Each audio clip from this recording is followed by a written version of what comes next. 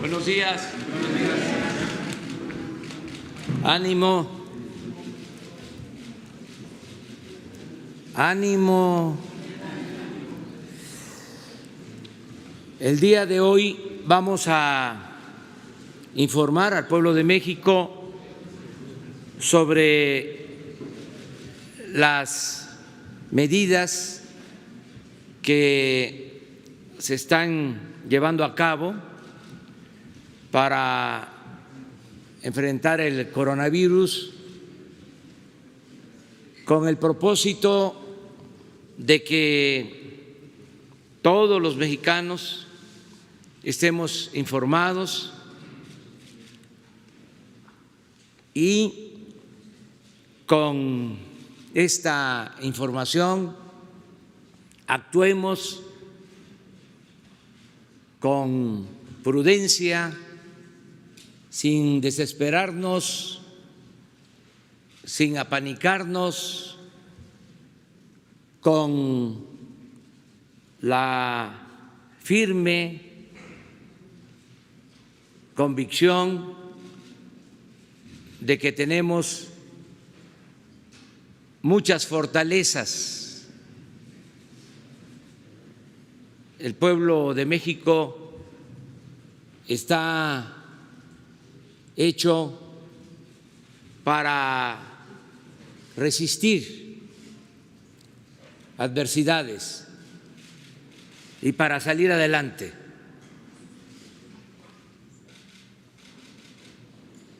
Voy yo, al final de esta exposición, a hacer un recuento de esas fortalezas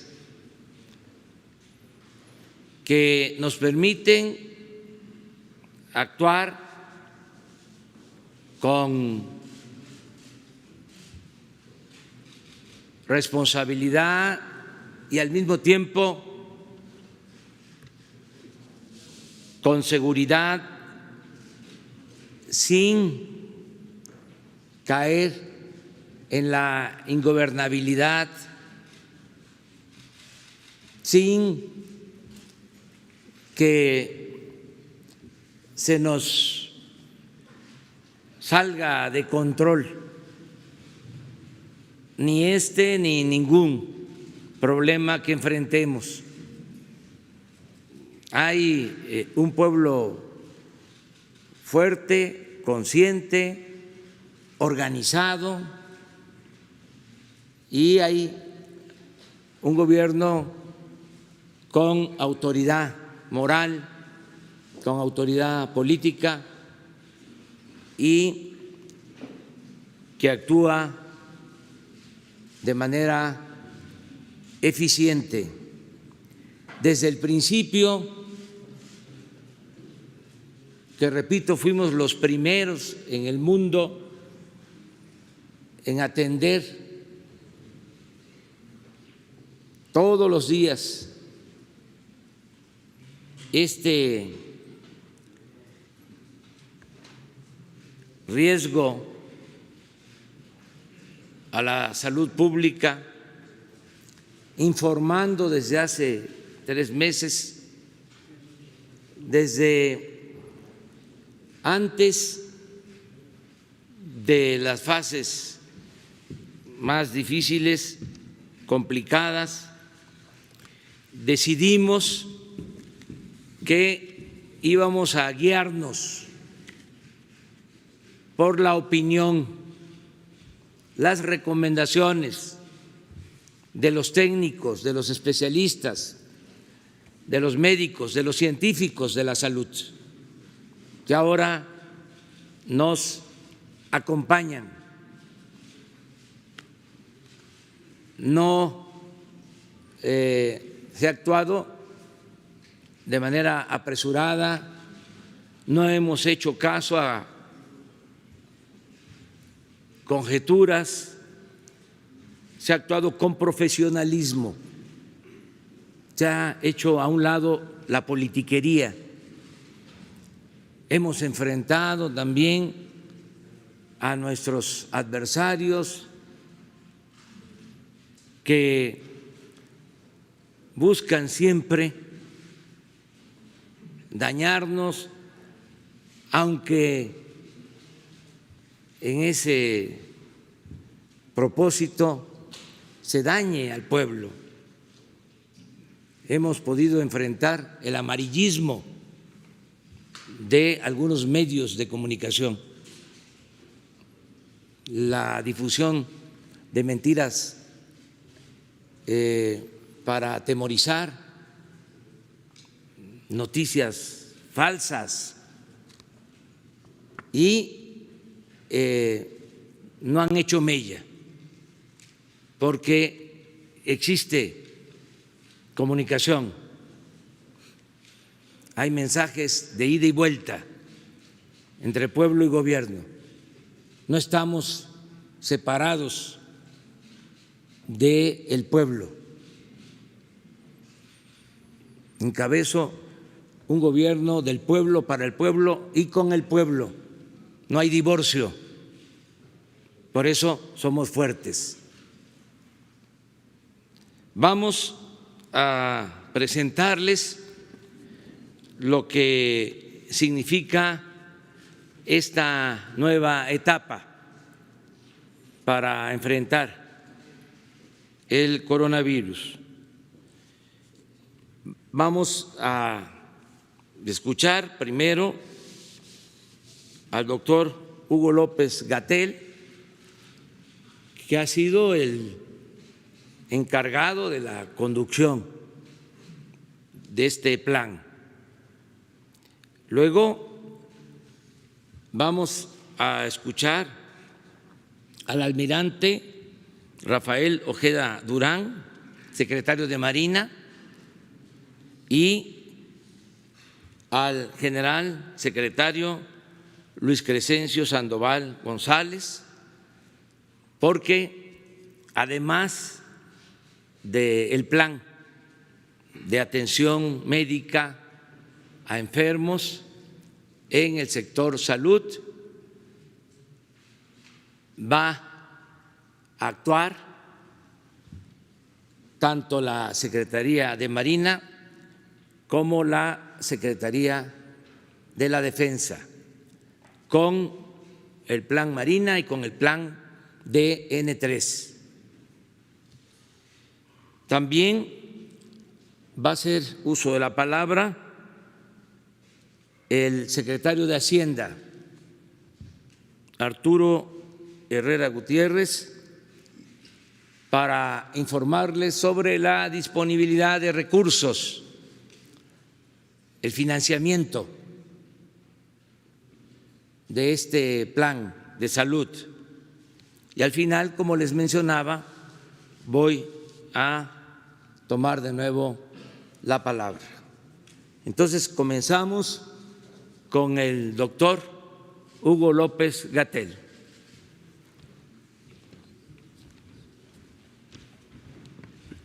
Con mucho gusto, señor presidente. Secretarios, funcionarios, compañeros, señoras y señores, muy buenos días, ciudadanía en general de nuestro país. Voy a compartir con ustedes información que hasta el momento ya ha sido presentada en varias ocasiones y que hemos ido comentando todos y cada uno de los días sobre la evolución de esta epidemia en el mundo desde que empezamos a informar hace más de 2 meses.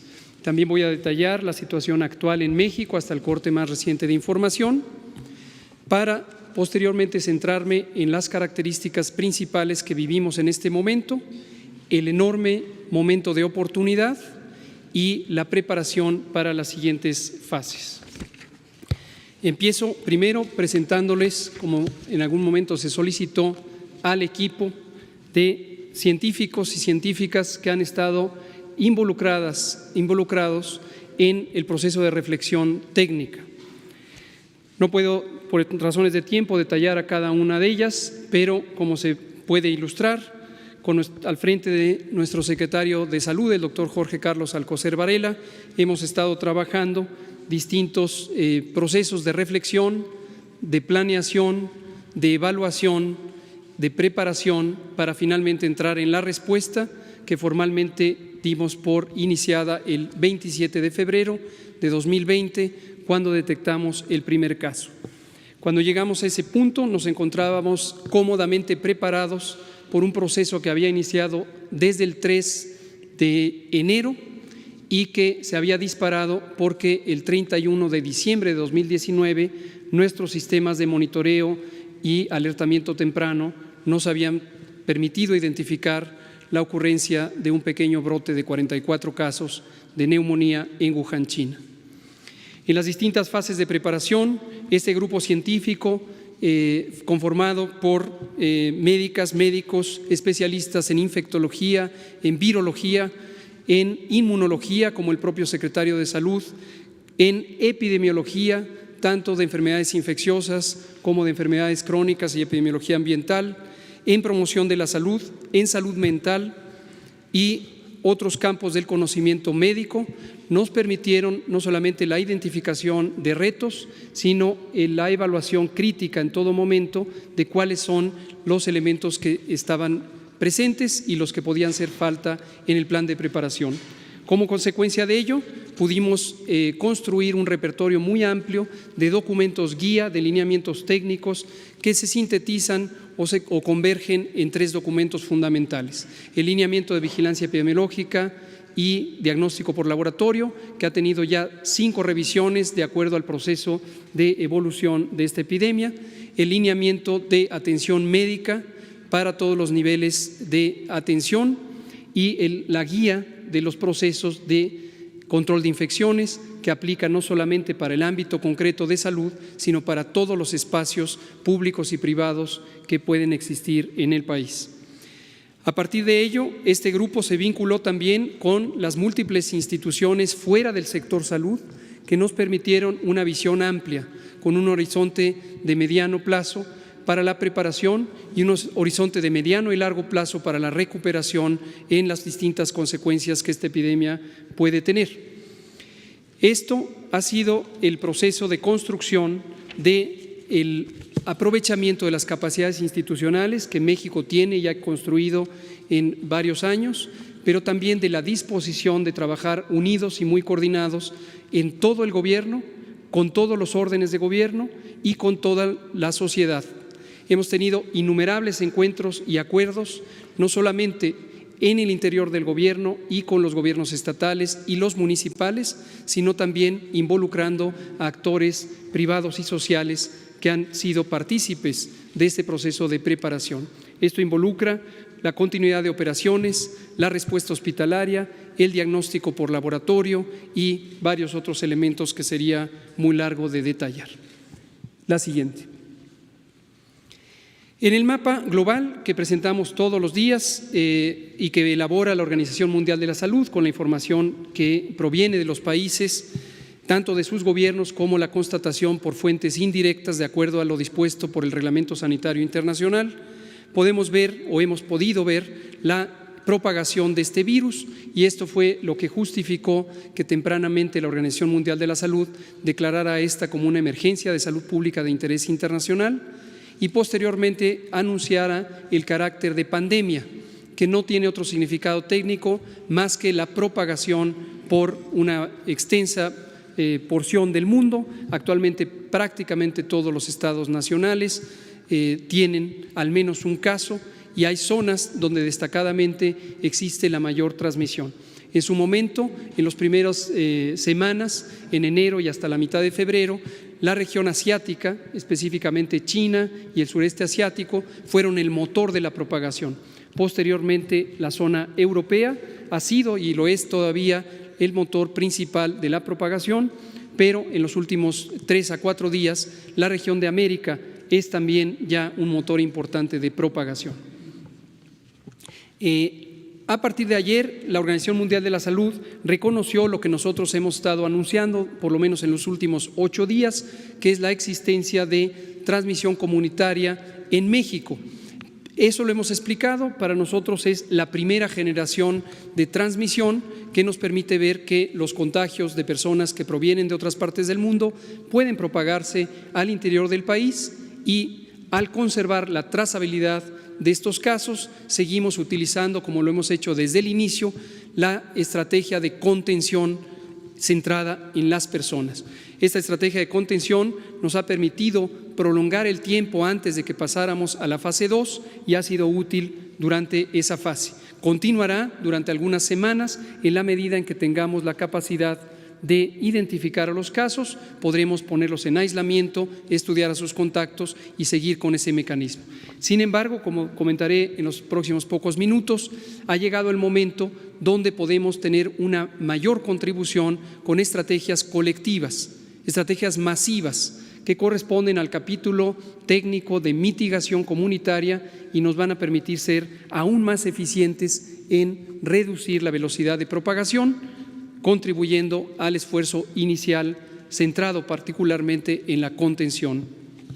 En el siguiente diapositiva es también el informe específico del país, y lo que podemos ver son algunas características que me gustaría destacar. Lo primero, los números. Tenemos hasta ayer por la tarde 367 casos acumulados que han sido confirmados. Asimismo, 1.865 fueron en su momento estudiados como casos sospechosos. Se contribuyó a la contención en la medida en que se instrumentaron las medidas de aislamiento, pero también hoy sabemos que esos 1.865 han sido descartados. Continúan en estudio, y esta es una cifra variable de día a día, 826 que son estudiados cada día con la posibilidad de que pudieran ser casos confirmados y el resultado de que lo sean o sean en su momento descartados. También quiero destacar que en la mayoría de los casos, como lo hemos explicado y como ha ocurrido en otros países, afortunadamente se trata de una enfermedad que se autocontrola por la respuesta inmune del organismo, y en un periodo de aproximadamente 7 a 10 días, máximo 14 días, desaparece espontáneamente. Esto ocurre en casi 90% de los casos. 9 de cada 10 no van a necesitar ninguna atención avanzada, no van a necesitar hospitalización, y su riesgo de complicaciones es significativamente bajo. Desafortunadamente, hasta 8 de cada 10, hasta 1 de cada 10 pueden tener, o 2 de cada 10 pueden tener una enfermedad que se prolongue y que requiera otro tipo de atención, con hospitalización, y en algunos grupos de la población puede haber incluso la necesidad de medicina crítica, de atención crítica en terapias intensivas. Estas son las personas que reiteradamente hemos destacado como de mayor vulnerabilidad en términos de salud, que requieren la mayor atención del Sistema Nacional de Salud, pero también de la sociedad, para poder prevenir que se compliquen, y en caso de que presenten alguna complicación directamente o indirectamente relacionada con la enfermedad COVID, puedan recibir atención oportuna y puedan restablecerse a la mayor posibilidad. Y el último elemento que señalo respecto a este informe es el mapa. Hemos identificado desde el principio, esto es predecible por los métodos epidemiológicos, que esta epidemia no se comporta en forma homogénea a lo largo del territorio nacional. Esto tiene que ver con muchísimas razones, pero fundamentalmente con la manera en que está agregada la población.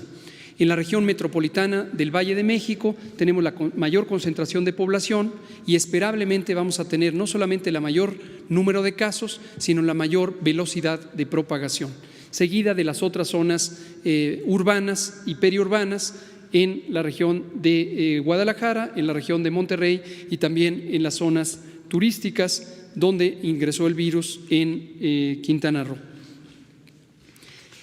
Esto lleva, por lo tanto, a que las medidas de salud pública necesarias para el control de la epidemia tengan que ser en todo momento racionalizadas. Racionalizadas quiere decir adecuadamente fundamentadas en la evidencia científica en los métodos técnicamente demostrados y que puedan aplicarse en donde corresponde.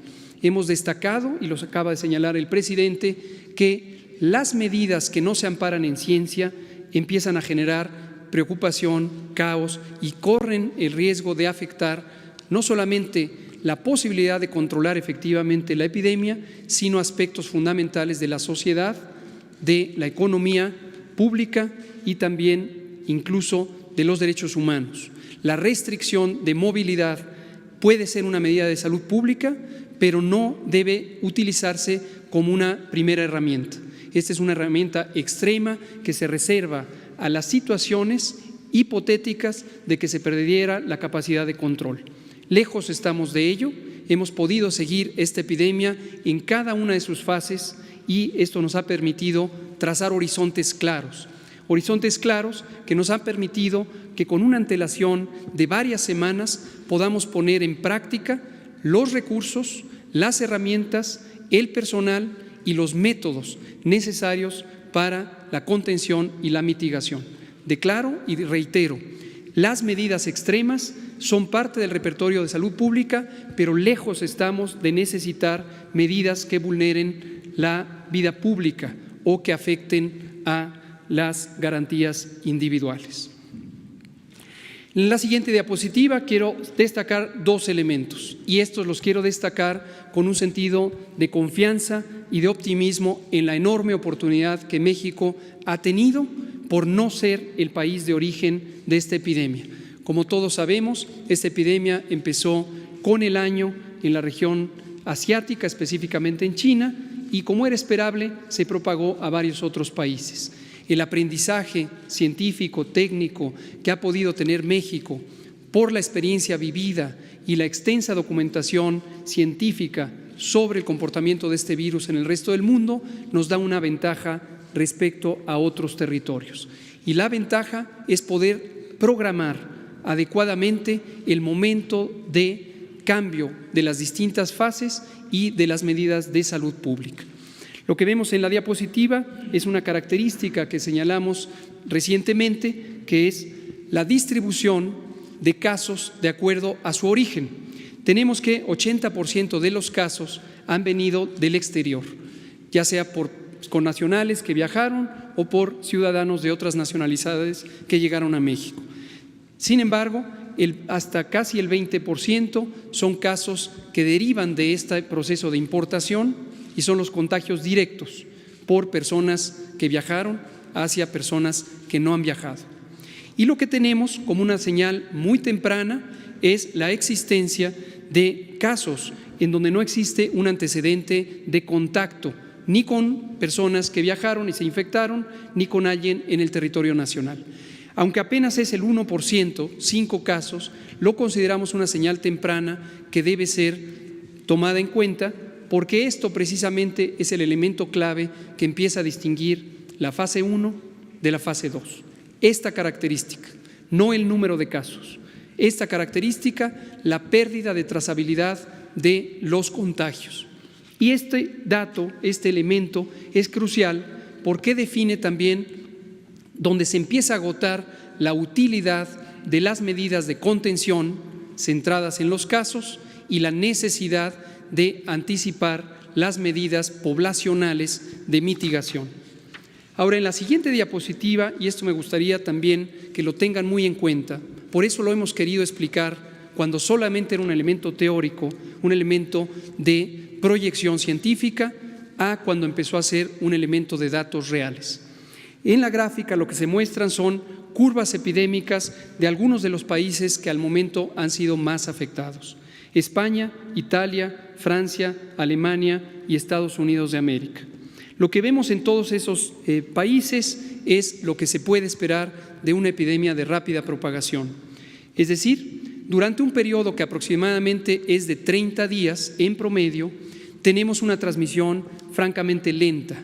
A partir del primer caso empieza a contarse este periodo y hasta durante 30 días se va encontrando que la suma de casos, pero particularmente los casos que se agregan cada día, se cuentan en menos de decenas, en muy pocos casos.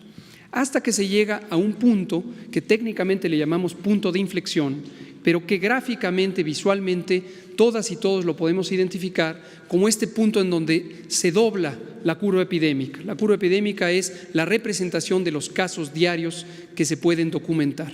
Se puede ver en todos esos países y en cualquier otro país del mundo que se llega a ese punto importante de inflexión. Finalmente, en la parte baja de la diapositiva, apenas visible, está una línea de puntos gruesos que corresponde a lo que está ocurriendo en México. Todavía no hemos llegado al punto de inflexión.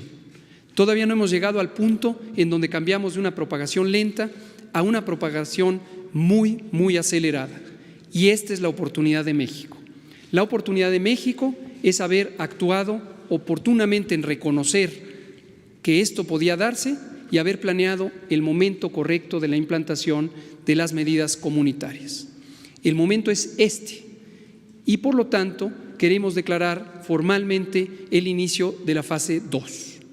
El inicio de la fase 2 lo que nos permite es trazar el horizonte para los siguientes 30 a 40 días, en donde empezaremos a visualizar que México, por haber anticipado 2 semanas antes las medidas generales, las medidas masivas que tienen los mayores impactos, tanto en reducir la transmisión y desafortunadamente también en las consecuencias sociales, vamos a poder doblar la curva, vamos a poder tener menor transmisión.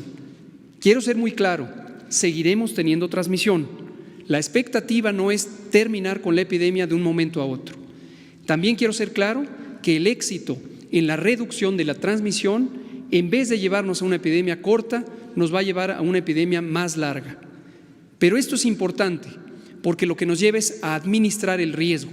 Administrar el riesgo, en términos llanos, lo que quiere decir es lograr tener que cada día haya menos casos de los que se pueden atender en la infraestructura de salud del Sistema Nacional de Salud de México. Y por eso es importante que estas medidas de mitigación comunitaria sean tomadas en cuenta. Destaco que en términos de mortalidad, mientras que muy triste y desafortunadamente algunos países ya tienen decenas, centenas o millares, nosotros apenas tenemos 4 muy desafortunadas, pero solo 4 muertes. Italia tiene 5.476 muertes, en España han muerto 1.720 personas, en Francia las defunciones ya se suman en 674, mientras que en Estados Unidos hay 407 decesos atribuibles a COVID. Y por su parte Alemania tiene ya casi 100, tiene 94 personas fallecidas relacionadas con la epidemia. México tiene 4. México encuentra, por lo tanto, el área de oportunidad, la aprovecha y la usa con base en ciencia y con base en los métodos de la salud pública. Vamos a ver qué elementos se definen formalmente a partir del día de hoy y en términos de su soporte legal. En la siguiente diapositiva lo que vemos es a la personaje clave que nos ha permitido comunicar a toda la ciudadanía, a toda la población, adultos, jóvenes, niños, adultos mayores, qué vamos a hacer. La personaje es Susana Distancia. Susana Distancia lo que nos permite es trazar un círculo, un radio de más de 1.5 metros, que es la distancia necesaria para evitar el contagio en forma individual. Si nos mantenemos en una sana distancia, vamos a poder alejarnos de la fuente de propagación, que es la vía respiratoria de aquellas personas infectadas. Esto lo podemos hacer y lo debemos hacer en forma individual, quedándonos en casa, manteniéndonos a sana distancia. Pero también tenemos la Jornada Nacional de Sana Distancia. En la siguiente diapositiva resumimos las intervenciones masivas que la sociedad puede y debe tener para lograr la reducción de la transmisión de este virus. En primer lugar, proteger y cuidar a las personas adultas mayores y otros grupos de mayor riesgo. Como ya hemos dicho, las personas mayores a 65 años tienen un riesgo cada vez más grande conforme tienen mayor edad para complicarse o incluso para morir. Hay que estar muy al pendiente, no solamente ellas mismas, sino también su familia, su comunidad, la sociedad en su conjunto y desde luego el gobierno. Tenemos que cuidar a nuestros adultos mayores, son la memoria histórica de nuestra patria y no podemos permitirnos que por omisiones les dejemos caer en una situación de adversidad. Lo segundo es suspender las clases en todo el sistema educativo nacional, esto ya desde ayer, 23 de marzo y hasta el 19 de abril. Aprovechando las 2 semanas de vacaciones ya programadas, agregamos otras 2 y tenemos un mes completo de sana distancia en todo el sistema educativo nacional. Asimismo, hemos definido suspender temporalmente, por las mismas fechas, eventos y reuniones de concentración de 100 personas o más. Hemos puesto un límite razonablemente bajo para este límite crítico de concentración. Todas las reuniones privadas, públicas, sociales o gubernamentales deben ser evitadas durante todo ese mes para que se reduzca la propagación. Este es un mecanismo efectivo de prevención para quienes participarían en esas reuniones, pero también para toda la colectividad. Asimismo, suspender temporalmente actividades laborales. ¿Pero cuáles? Aquellas que impliquen la movilización de personas de sus domicilios al trabajo y de regreso, o que estén llevando a la movilización en el espacio público. Esto en todos los sectores de la sociedad, el público, el privado y el social. Ahora, aquí es muy importante, las instituciones, las organizaciones privadas y sociales no pueden parar, porque de ellas dependemos todos y todas en este país. La producción de alimentos, la logística básica, los servicios dependen de todas estas organizaciones. Entonces, conjuntamente con esta medida de suspender las actividades laborales que impliquen la movilización o reunión de personas, se ha solicitado que todas las organizaciones, dependencias y entidades pongan en práctica sus planes de continuidad de operaciones para garantizar el funcionamiento y el logro de la misión fundamental de ellas y además los derechos tanto de los trabajadores y las trabajadoras como de las personas usuarias de sus servicios. Por último, pero no menos importante, continuar en una acción más intensiva y dedicada las distintas medidas de higiene básica, higiene pública e higiene individual. El lavado continuo de manos con agua y jabón, y si no hay agua y jabón, con sustancias antisépticas. El proteger el estornudo tapando nariz y boca con el antebrazo. ¡Achú! Y también que quien esté con síntomas se quede en casa, se quede en casa toda persona que pudiera tener síntomas y que no tenga riesgo de complicarse, que es la gran mayoría, que se quede en casa por 15 días para que no transmita a otros. Ahora bien, enfatizamos, si se es un adulto mayor, una mujer embarazada o una persona con enfermedades crónicas, en particular diabetes, hipertensión, obesidad y enfermedad pulmonar o cardíaca, así como enfermedad renal o cualquier causa de supresión del sistema inmune, no esperar. Hay que acudir a evaluación médica para prevenir las complicaciones. Por último, y anticipándonos a la siguiente fase, que también vendrá, que es la fase 3, en donde pudiera existir transmisión generalizada, es la fase en donde nuestro Sistema Nacional de Salud va a tener retos importantes. Pero esos retos se pueden solventar si el sistema está organizado, si el sistema mantiene alta la moral. Y aquí quiero aprovechar para agradecer a nombre de todas y todos el dedicado trabajo de todo el personal de salud. Médicas, médicos, enfermeras, enfermeros, psicólogas, psicólogos, el personal de apoyo, trabajadoras sociales, todo el personal que representa el Sistema Nacional de Salud. Es una comunidad valiente, es una comunidad heroica que ha solventado muchísimas adversidades en el día a día y también en etapas críticas como esta. La solidaridad, el compromiso, la responsabilidad profesional de todo el personal de salud en este momento es fundamental.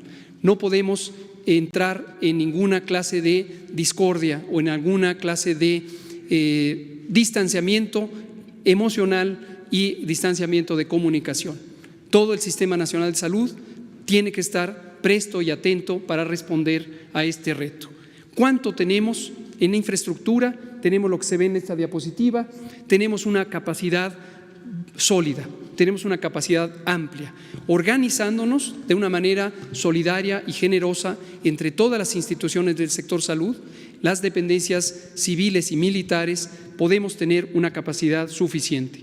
Solamente la infraestructura dedicada específicamente a COVID, que no es toda la infraestructura, nos permite tener unidades de terapia intensiva, camas hospitalarias, ventiladores mecánicos, monitores, oxímetros, rayos X portátiles, etcétera, etcétera, todo el equipamiento que cuidadosamente fue seleccionado como relevante para enfrentar a COVID.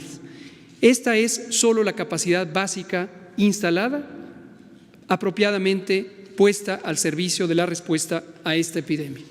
En pocos minutos presentarán las instituciones militares de nuestro país, por supuesto también heroicas, el plan de apoyo a la población civil. Cierro diciendo, médicas, médicos, personal de salud en general han sido considerados como no solamente indispensables, sino también como una comunidad a la que se le abren las puertas para robustecer nuestro sistema. Desde que se estableció el Instituto de Salud para el Bienestar, se estableció una convocatoria para contratar a personal de salud general y especializado.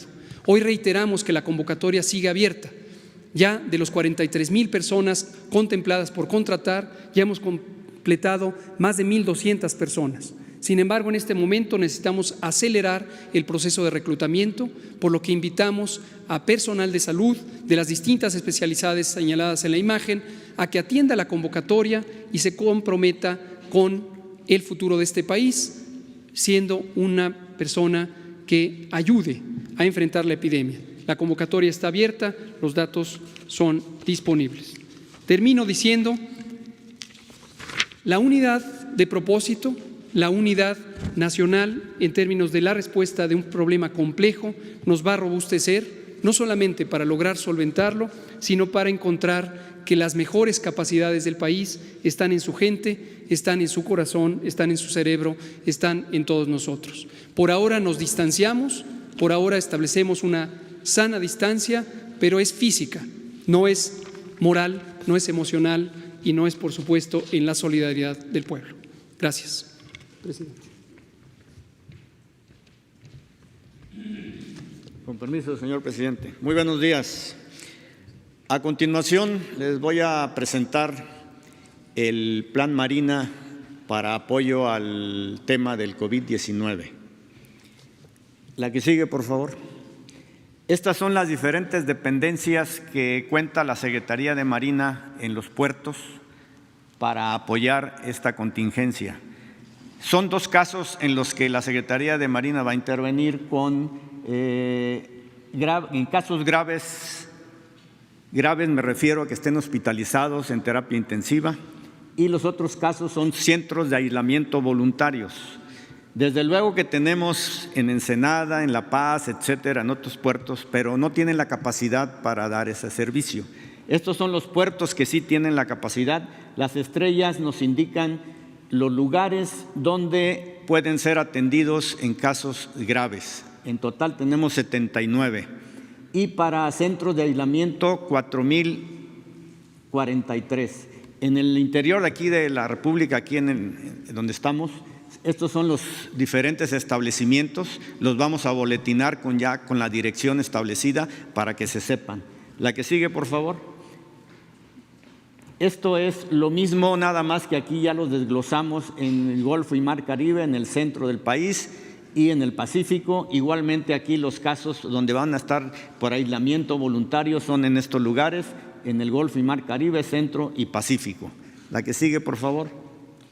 Y estas son las capacidades para tener movilidad, tanto por aire, por mar o por tierra, ya sea para trasladar algunos elementos que estén enfermos, o bien para trasladar médicos, para trasladar equipo, para trasladar medicinas o lo que se nos indique. Tenemos nosotros 5 aeronaves de ambulancia con equipo de terapia intensiva, tenemos un helicóptero también como ambulancia aérea con terapia intensiva para traslados de algunos de los enfermos que se nos indiquen. La que sigue, por favor. Bueno, aquí es hasta donde tenemos. Lo que queremos es demostrarle al pueblo de México que estamos solidarios con ellos, y también aclarar que este plan empieza a partir de hoy. Nosotros estamos ya en el Plan Marina para apoyo al COVID, y vamos a entrar en la etapa de apoyo que se les demostró aquí cuando la Secretaría de Salud nos lo indique, porque es necesario entender que la Secretaría de Salud es la que lleva el liderazgo de esto. Muchas gracias.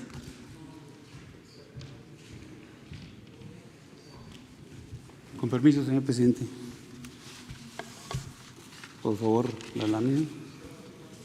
La que sigue, por favor.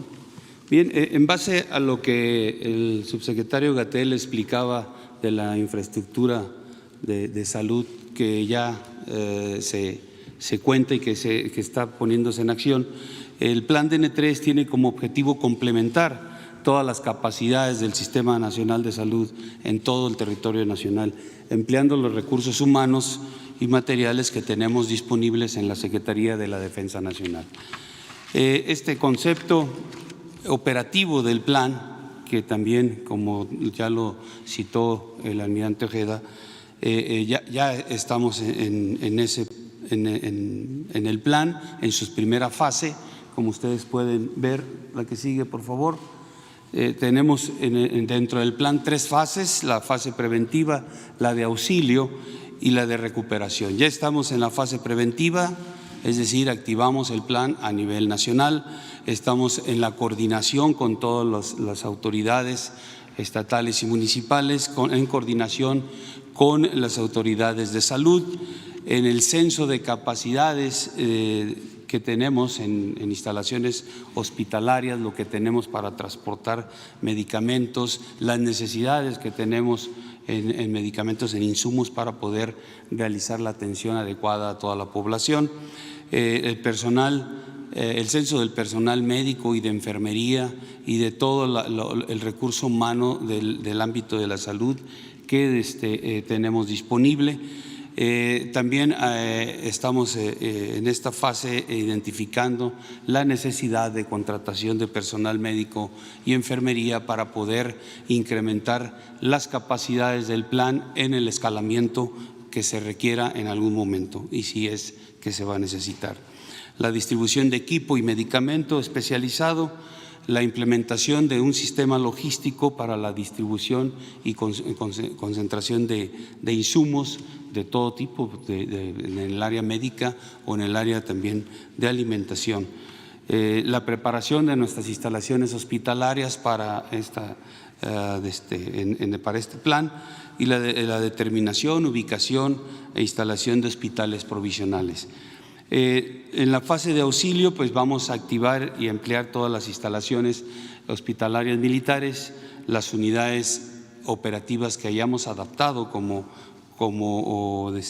instalaciones sanitarias, y los hospitales que pertenecen al sector salud que vamos a operar. Estos también van a estar por fases. Vamos a seguir en la compra y distribución de equipo y medicamentos especializados, la activación y distribución de hospitales provisionales y la distribución de insumos médicos. Ya en la fase de recuperación, pues, será la limpieza y desinfección de todas las instalaciones, de todo el equipo, todo lo que hayamos empleado, el censo y almacenamiento de todo equipo, insumos especializados que se hayan adquirido para poderlos tener en resguardo y emplearlos en algún otro momento, como se hace en todas las fases o en todas las ocasiones en que se llega a implementar el plan DN3 y que hay equipo que se emplea o que se utiliza en esos momentos que tiene que irse a resguardo para la siguiente oportunidad. Una memoria gráfica, una autoevaluación y un informe final. ¿Qué tenemos? ¿Cuáles son nuestras capacidades dentro del sistema de sanidad militar? Ustedes pueden observar aquí en la lámina los recursos humanos y los recursos que tenemos en transporte terrestre y aéreo. Tenemos 1,738 médicos, 1,727 enfermeras, oficiales de sanidad 884, que estos oficiales de sanidad es lo que viene siendo un paramédico. Las tropas de sanidad, 8,152, que es el personal que apoya toda esta infraestructura. Cirujanos dentistas, 649. Aquí estamos previendo que estos cirujanos dentistas, que son parte de la infraestructura de salud de la Secretaría de la Defensa Nacional, pueden, previa capacitación, servirnos para incrementar nuestras capacidades en las diferentes instalaciones que vamos a utilizar dentro del plan DN3. También tenemos personal operativo en apoyo a la estructura de sanidad, 3,600. Estos son soldados, son tropas que de alguna manera también con una capacitación que les demos nos pueden servir para las funciones más básicas en la estructura de sanidad, haciendo un total de 16,750 hombres que podemos emplear de nuestra estructura para atender esta emergencia. En transportes aéreos y terrestres tenemos 100 ambulancias de terapia intensiva, tenemos 470 ambulancias nada más de traslado y vehículos para el transporte de insumos. Contamos con 2,337 vehículos de carga, 12 aeronaves de ala fija, 22 aeronaves de ala rotativa, helicópteros que nos van a servir para que, de acuerdo a sus capacidades de cada uno de estos, pues, hacer llegar los insumos o el material que se requiera a cualquier parte de la República. Ya se establecieron en coordinación con el sector salud las rutas que podemos implementar para hacer llegar a los diferentes estados, las diferentes instalaciones, todo el material que se requiera. Nuestras capacidades en instalaciones, que sigue por favor, ustedes pueden ver ahí en el mapa con diferentes puntos de colores. Nuestros hospitales, tenemos un hospital de alta especialidad que está en color azul, que está aquí en la Ciudad de México.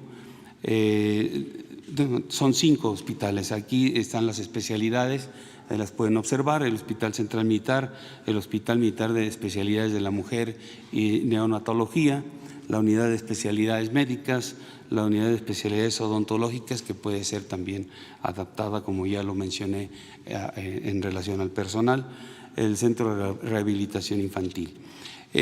También tenemos en segundo nivel, tenemos 4 hospitales de especialidades distribuidos.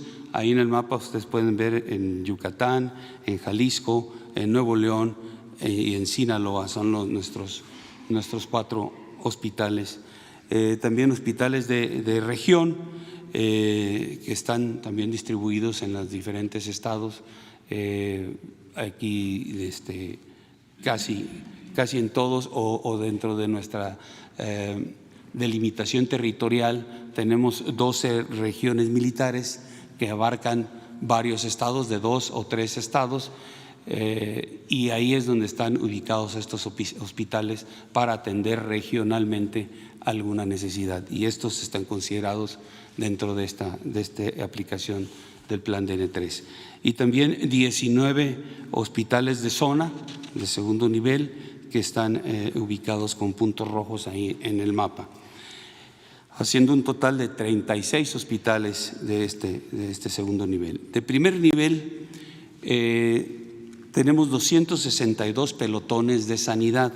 Estas instalaciones de sanidad son las que están incorporadas en cada una de las unidades operativas que tenemos, en cada uno de los batallones, de los regimientos, de esas corporaciones, tienen su servicio de sanidad para atención del personal. Entonces, estas también están consideradas en el plan, estos 262 pelotones, y 10 unidades médicas de consulta externa, que estas unidades de consulta externa están destinadas a las áreas donde hay una mayor concentración de unidades operativas y por ende una mayor concentración de derechohabientes. Entonces, estas unidades también las estamos incorporando en el plan porque es las partes donde tendremos o tenemos mayor concentración de población, haciendo un total de 272 instalaciones de primer nivel y en total general de los hospitales 313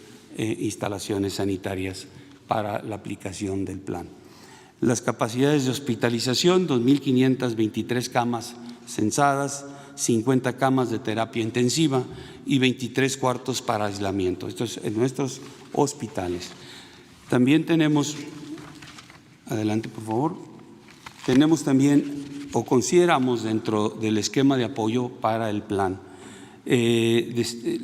camas de terapia intensiva y de hospitalización para el personal, para la gente que en algún momento, en base a las capacidades que tiene el sector salud y que en su momento pudiesen llegar a rebasarse, se hizo un cálculo y en base en eso estamos estableciendo este esquema de apoyo.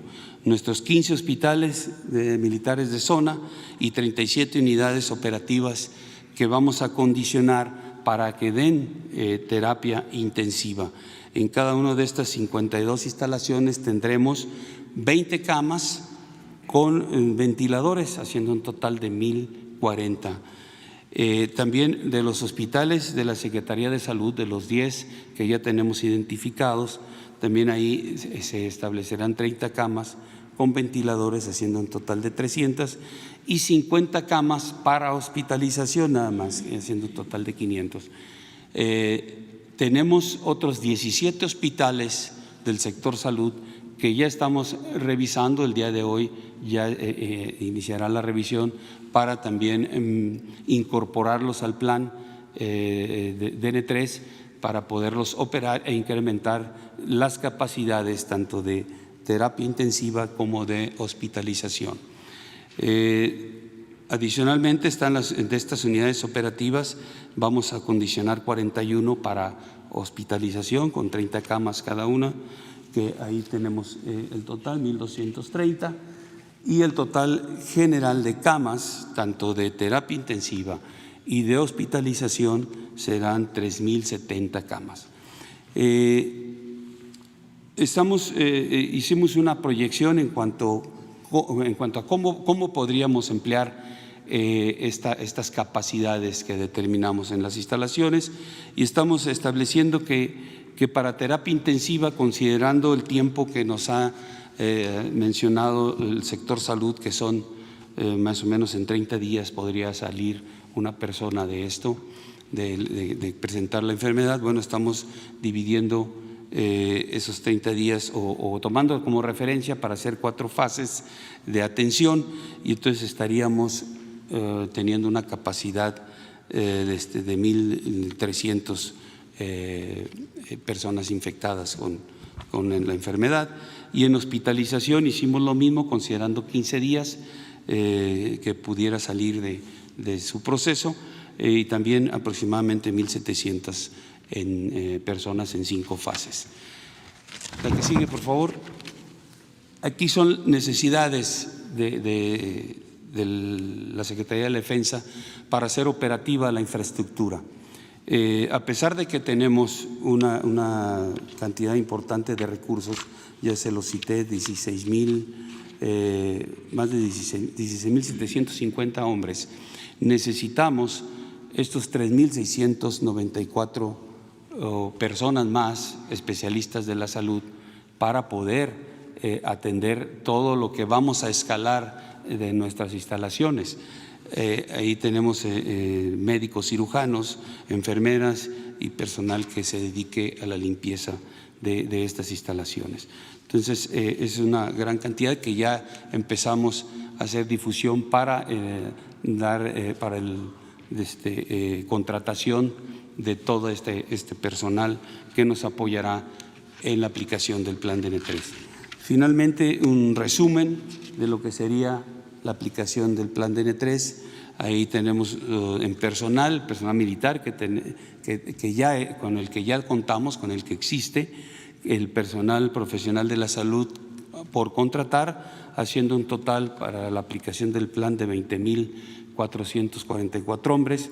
En instalaciones hospitalarias para terapia intensiva 62, para hospitalización 41, y haciendo la proyección que les mencionaba yo en base al tiempo que deben de estar en terapia intensiva o hospitalizados, tendremos una capacidad de 14.060 personas beneficiadas. Y medios de transporte, pues 34 aeronaves, 2.337 vehículos terrestres, con un total de 2.371. El compromiso que normalmente se tiene de las Fuerzas Armadas y más en la aplicación de este plan de N3, pues es dar la seguridad, proporcionar el bienestar al pueblo de México. Siempre nuestro personal se mantiene en una capacitación constante para aplicar este plan de N3 y siempre dispuesto a servir a nuestra nación en casos como este, que se puede dar una emergencia y que podemos emplear todos los recursos que la nación nos ha dado para nuestra operación en beneficio de nuestro país. Muchas gracias.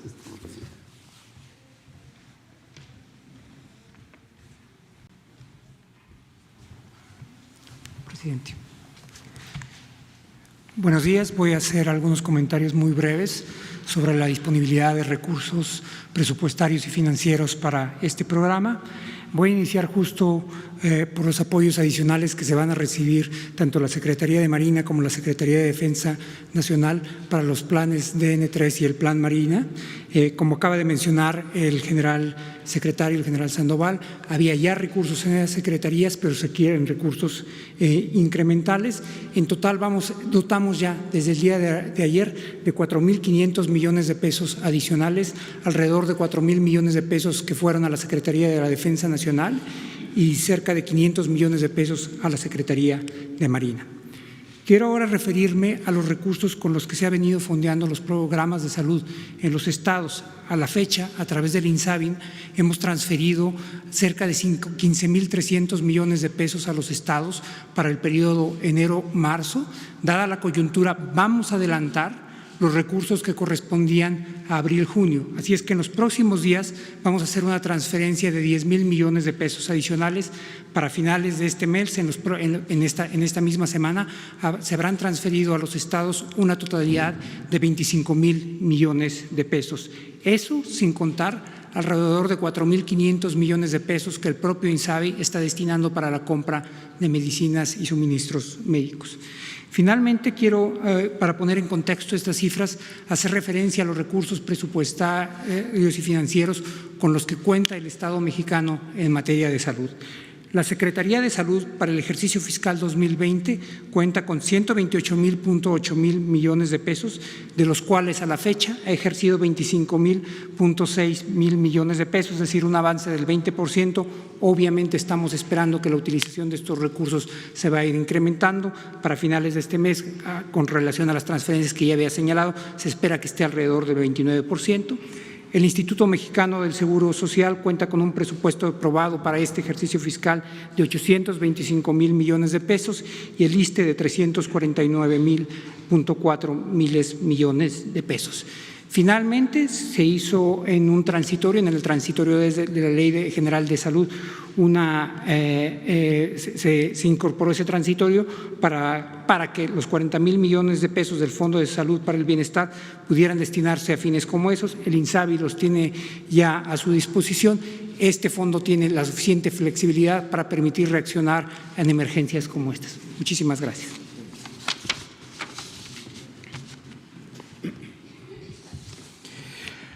Bueno, esta es la acción que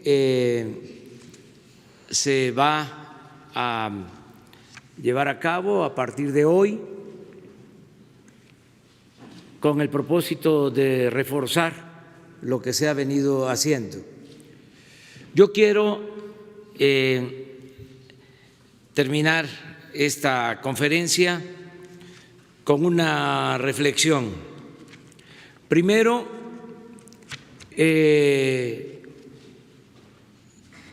sostener que más que la capacidad hospitalaria,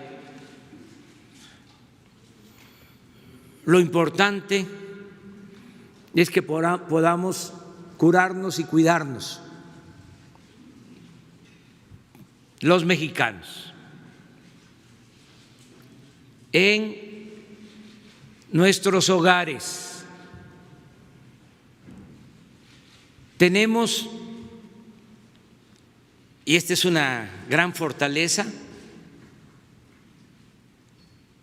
algo que nos distingue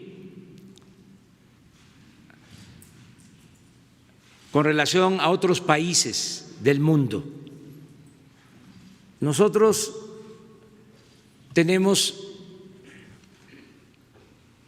mucha fortaleza por la solidaridad, la fraternidad de nuestras familias.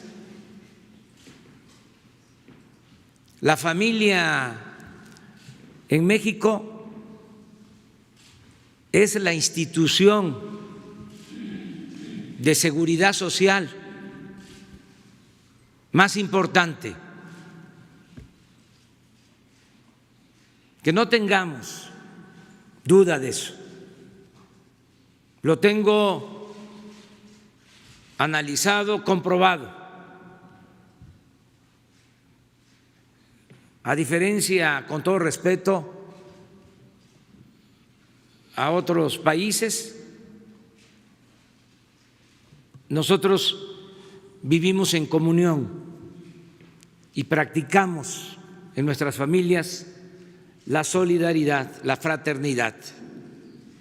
Si le va mal a un miembro de la familia, acuden en su apoyo a otros.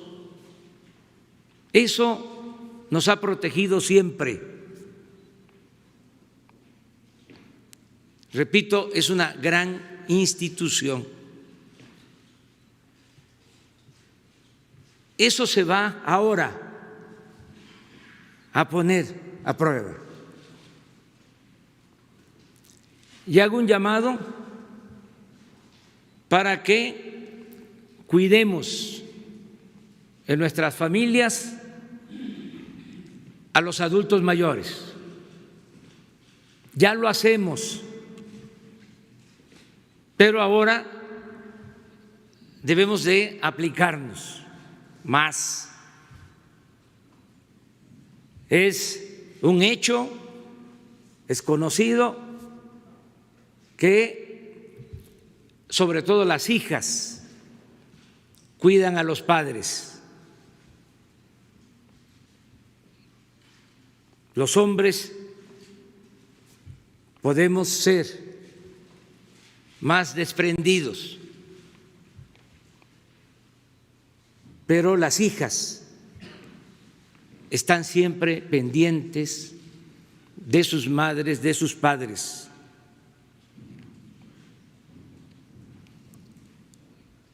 De modo que hombres y mujeres cuidemos a nuestros adultos mayores, ancianos respetables. Tenemos por eso millones de enfermeras. Les pido, con todo respeto, con cariño, a los integrantes de las familias en México, que nos dediquemos a cuidar a nuestros adultos mayores, cuidarlos, que va a significar guardar distancia, que los nietos manden solo el abrazo, el saludo con respeto, que no se acerquen, que se procure que tengan buena alimentación. Buena alimentación significa comer sano.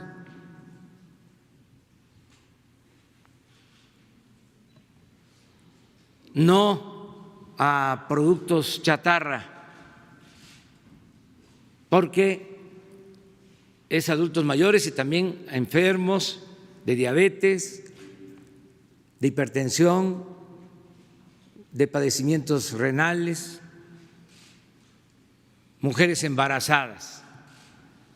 Esa es la población vulnerable y la población que tenemos que cuidar. Está demostrado que es a los que afecta más este virus.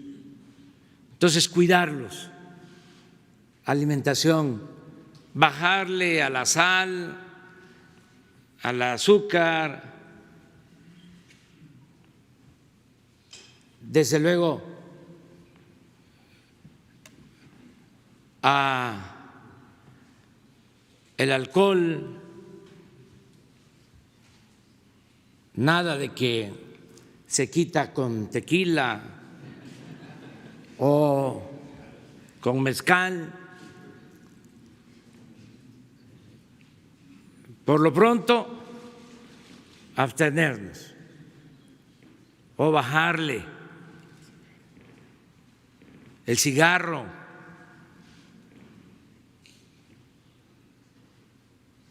portarnos bien, hacer caso a las recomendaciones y hacer caso a quienes van a estar cuidando a los adultos mayores. Ya a partir de ayer empezaron a dispersarse recursos de la pensión. Se les están enviando a más de 8 millones de adultos mayores 42,000 millones de pesos. Los que tienen su cuenta, ya desde ayer están los depósitos. Y ya en esta semana empieza la entrega con brigadas a los que reciben su apoyo en efectivo. Nos están ayudando los servidores de la nación y otros trabajadores de los programas de bienestar para que les lleguen los recursos. El día de hoy también voy a firmar un decreto para que tanto en el sector público como en el sector privado se les otorgue permiso a los adultos mayores para que puedan estar en sus casas. Permisos con goce de sueldo y con todas las prestaciones, independientemente del decreto. Ya estoy recibiendo muestras de solidaridad de empresarios. Me mandó a decir el ingeniero Carlos Slim que se compromete a no despedir a ningún trabajador de sus empresas. Solicito a todos los empresarios que se solidaricen, que puedan irse a sus casas los adultos mayores, los que tengan problemas, repito, de diabetes, de hipertensión, que tengan padecimientos renales, mujeres embarazadas, que se cuiden a sus casas. Pero quiero repetir, a cuidar a los adultos mayores en nuestras casas. La familia que se organice para cuidar a los adultos mayores, mujeres y hombres que tengan el tratamiento que merecen todo el tiempo y más ahora, que se las atienda como lo sabemos hacer los mexicanos, con mucho cariño, con mucho amor a nuestros seres queridos. También decirle al pueblo de México que frente a la crisis económica tenemos fortalezas. Tenemos fortaleza porque tomamos la decisión desde que llegamos al gobierno de no permitir la corrupción. Y eso nos ha dado posibilidad de tener ahorros. Todo lo que antes iba por el caño de la corrupción lo tenemos en caja, lo tenemos en la Secretaría de Hacienda. ¿Qué tenemos? Tenemos fondos extras para usar de alrededor de 400,000 millones de pesos.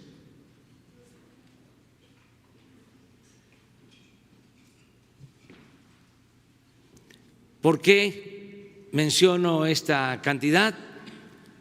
Porque esto nos va a permitir mantener los programas de bienestar. Además del presupuesto, porque la recaudación ha sido buena. Ayer les decía yo, en lo que va del año con relación al año pasado, tenemos una recaudación del 7%, superior a lo obtenido el año pasado. Son como 45,000 millones de pesos. Tenemos el presupuesto sin déficit y 400,000 millones adicionales. Esto nos permite mantener todos los programas de bienestar, todos. Nos permite tener recursos para enfrentar la caída de los precios del petróleo, al mismo tiempo que tomamos la decisión de bajar el precio de las gasolinas.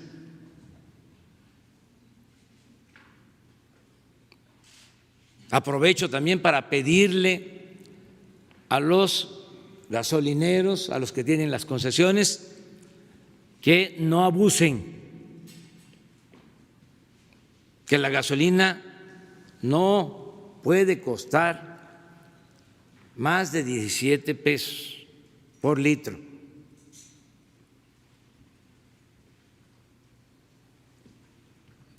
Tenemos recursos para que continúe la construcción del aeropuerto, para que continúe la construcción de caminos, de carreteras, el plan del Istmo. Tenemos recursos para que continúe la construcción de la refinería de Dos Bocas. Tenemos recursos para financiar el Tren Maya, porque todo esto va a permitir crear empleos que se van a necesitar.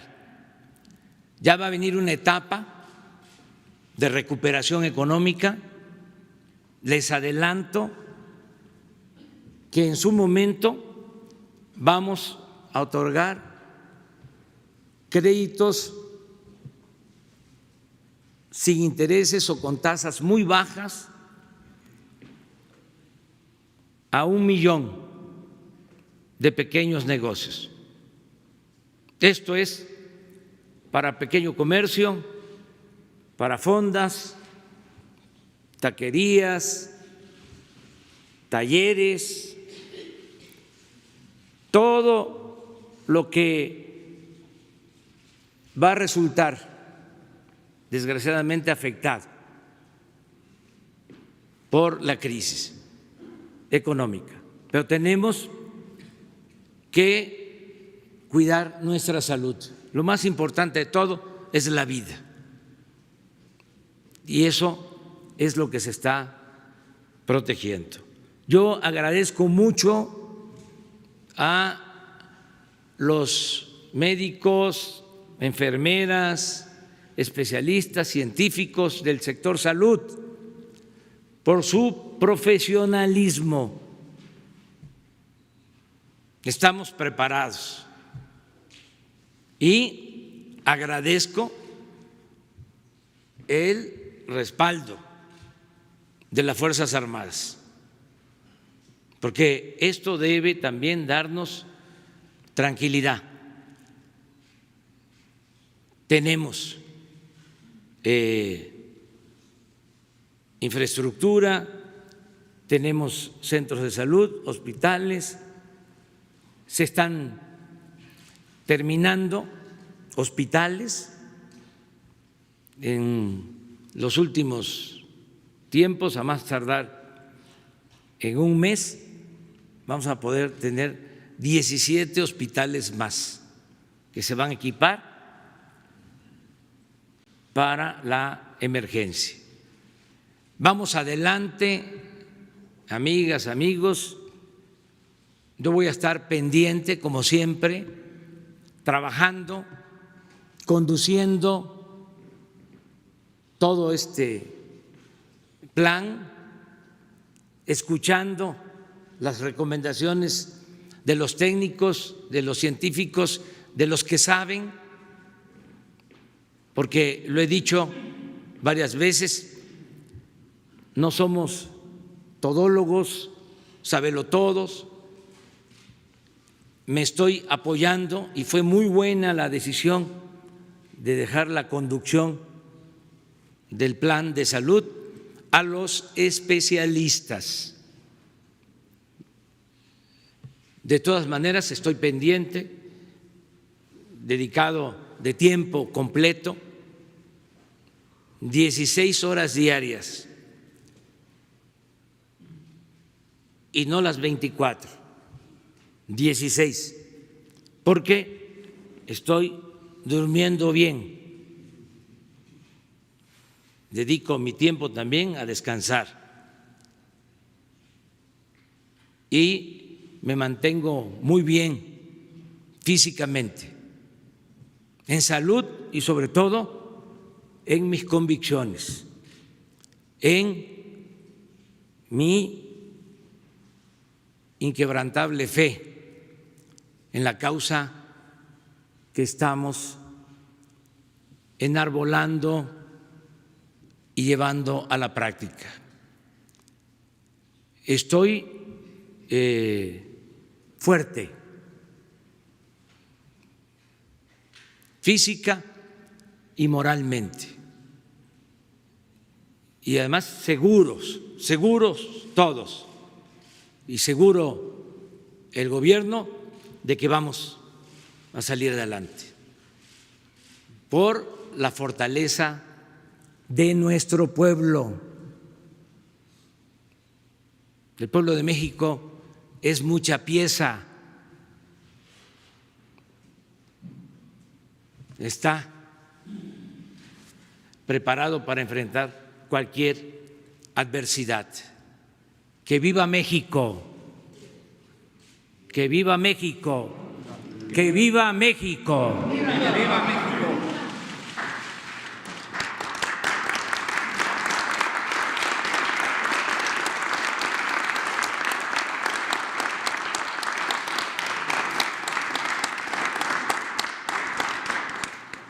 Muchas gracias. Mañana contestamos todas las preguntas. Muchas gracias. Ahora sí.